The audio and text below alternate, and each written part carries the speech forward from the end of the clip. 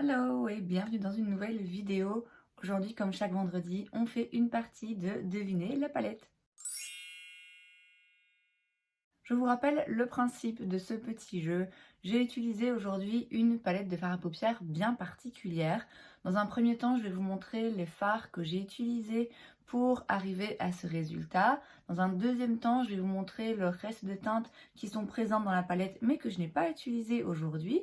Et le but du jeu est pour vous de découvrir le plus rapidement possible de quelle palette il s'agit. Donc, on commence avec les fards que j'ai utilisés aujourd'hui. Il y en a 7. 4 mat et 3 métalliques. J'ai commencé avec ce fard un petit peu taupe et je l'ai mis dans le creux de paupière et puis je l'ai remonté aussi au-dessus du creux de paupière. J'ai bien pris mon temps pour bien l'estomper, pour que la couleur remonte un petit peu, qu'il n'y ait pas une grosse démarcation, mais je voulais pas non plus que ce soit trop intense en termes de pigment vers le haut, donc j'y ai vraiment été tout doucement.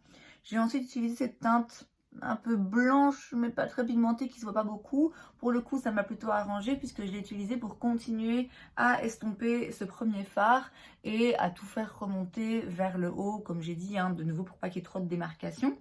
Ensuite, j'ai pris ce fard, toujours un taupe, mais là qui tire un petit peu plus vers le gris, qui est un petit peu plus froid.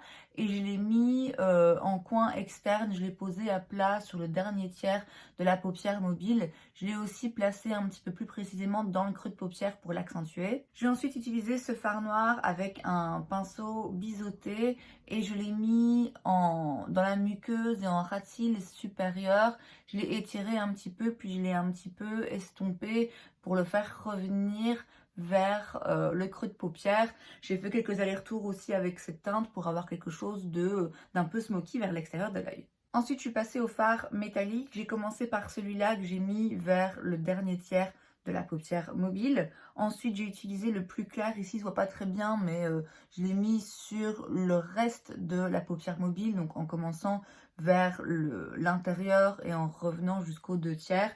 J'ai simplement ensuite pris un tout petit peu de ce fard qui, vous voyez, est entre les deux en termes d'intensité, que j'ai superposé pour qu'il n'y ait pas de démarcation en fait entre les fards métalliques. J'ai pas eu besoin de crayon noir puisque j'avais le fard noir que j'ai utilisé dans la muqueuse. J'ai mis du mascara et voilà le résultat.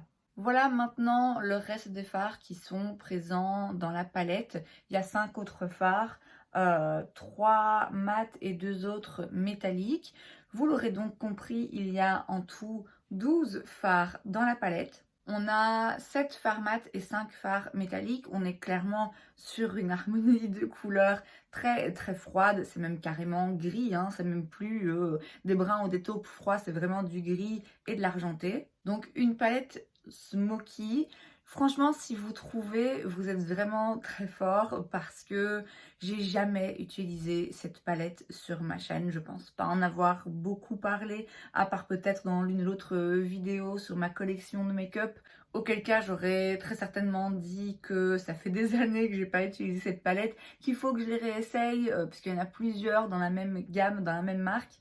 C'est une palette dans une marque qui de base n'est pas une marque de make-up, c'est plutôt un magasin de vêtements mais qui de plus en plus fait du maquillage, des décorations, enfin qui fait de plus en plus de choses dans différents domaines. Une marque qui fait du coup du make-up vraiment pas cher mais qui change très régulièrement ses collections et du coup cette palette, très franchement à mon avis, elle n'existe plus depuis bien longtemps. Donc, on a une palette de 12 fards dans une marque qui coûte pas cher, une marque de base de prêt-à-porter. À votre avis, de quelle palette il s'agit? La palette que j'ai utilisée aujourd'hui pour créer ce look, c'est la Cool Smoke de chez Primark. Elle coûtait à l'époque, donc il y a des années, 6 € et voilà donc à quoi elle ressemble à l'intérieur. Donc on est clairement sur du gris, de l'argenté. C'est pas le genre de look que je fais très souvent. J'aime bien les sous-tons froids, mais c'est vrai que là c'est quand même très très très très gris et c'est pas toujours flatteur pour le teint. Cette palette, vous l'aurez peut-être déjà vue. Si pas, vous le verrez bientôt. Donc je pense que vous le verrez bientôt. Cette palette, je vais bientôt m'en débarrasser. Je la gardais avec les 2 autres que j'avais de chez Primark dans le même format, une dans les tons mauve, une dans les tons nude. Je les gardais par principe en me disant il faudrait que je les réessaye et puis finalement voilà, je ne l'ai jamais fait. Il est donc temps que je m'en sépare, mais avant de la retirer de ma collection, je voulais la réessayer. Je voulais réessayer en fait l'une ou l'autre de ces palettes, pas pour voir si je changeais d'avis parce que je savais que ce serait pas le cas, mais juste pour me remémorer un petit peu, tiens vraiment comment est-ce que c'était, est-ce que la qualité était bien ou pas. J'ai fait déjà une vidéo palette roulette avec la nude, je pense que vous l'aurez déjà vu si pas ça va arriver. Et donc aujourd'hui je voulais utiliser la Cool Smoke. La nude était sympa franchement. C'était une qualité correcte, pas les fards les plus pigmentés, mais du coup, ils s'estompaient bien, ils se travaillaient bien. Et puis la nude, c'était des teintes aussi, il faut bien l'avouer, qui sont faciles à formuler, faciles à travailler. J'avais créé pour cette vidéo un look qui me plaisait, que je trouvais joli, qui était réussi. Il n'y avait vraiment rien de négatif à dire. Après, comme je l'ai dit dans cette vidéo, j'ai pas non plus de gros regrets de m'en séparer parce que, bon, c'est une palette nude, j'en ai d'autres. J'aurais toujours tendance à utiliser les autres d'abord puisque cette formulation particulièrement n'a rien vraiment qui me plaît ou que je trouve qui sort de l'ordinaire.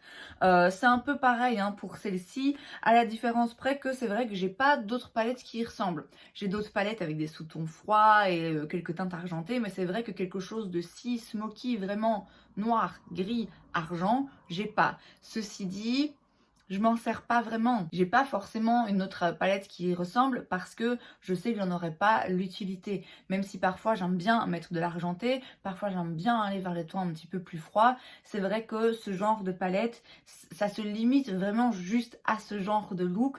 Or, j'en fais pas hyper souvent non plus. Tout ça pour vous dire que la nude, à la limite, j'aurais pu la garder parce qu'elle me plaisait bien, mais j'en ai d'autres donc ça sert à rien. Celle-ci, je pourrais la garder parce qu'elle ressemble pas forcément à autre chose dans ma collection, mais je sais que j'en ferai rien. En termes de qualité, donc pour celle-ci particulièrement, bon, c'est vrai que les fards ici que j'ai utilisés sont pas forcément ceux qui se travaillent le mieux. Après, c'est des fards très froids, ils sont pas forcément connus pour. Je vous avoue que j'ai même pas osé aller vers cette teinte parce que c'est quand même vraiment très gris. Je savais que ça allait pas être joli, que ça allait pas m'aller. Bon après voilà, hein, j'ai pas de tâches, j'ai pas de gros ratés, j'ai quand même réussi à travailler les fards, donc c'est à noter que c'est pas du tout de la mauvaise qualité. Le fard noir franchement est correct, il se swatch bien, il s'utilise bien aussi, bon c'est pas le plus intense, mais franchement j'ai connu bien pire comme fard noir, donc franchement le noir était pas mal. Les teintes lumineuses, je les ai trouvées un petit peu difficiles à prélever, bon finalement ça se traduit assez bien sur la paupière, je trouve que c'est quand même assez lumineux. C'est pas aussi métallique en fait que ça en a l'air dans le pan, je trouve. En vrai, on dirait vraiment que ça va être métallique, genre comme mes ongles, vous voyez. Or là, c'est un petit peu plus discret. Après, j'ai pas non plus essayé de les humidifier pour les faire ressortir parce que finalement, comme je dis, voilà, le résultat est quand même correct. Donc en termes de qualité et d'harmonie de couleur, je dois donner un petit avantage à la nude quand même, mais c'est pas étonnant.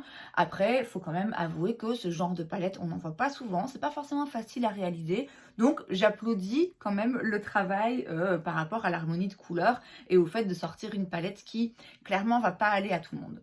Cette palette, donc je vous l'ai dit, elle m'a coûté 6 € il y a des années et des années d'ici. Je pense pas hein, qu'elle soit encore disponible chez Primark puisque comme j'ai dit ils refont bien souvent leur collection et ça vraiment c'est assez ancien. Si vous pouvez la trouver et que vous êtes en recherche de ce genre d'harmonie de couleurs, bon voilà, vous arriverez à faire quelque chose, c'est pas une mauvaise palette, mais très franchement, c'est pas nécessaire d'après moi dans une collection.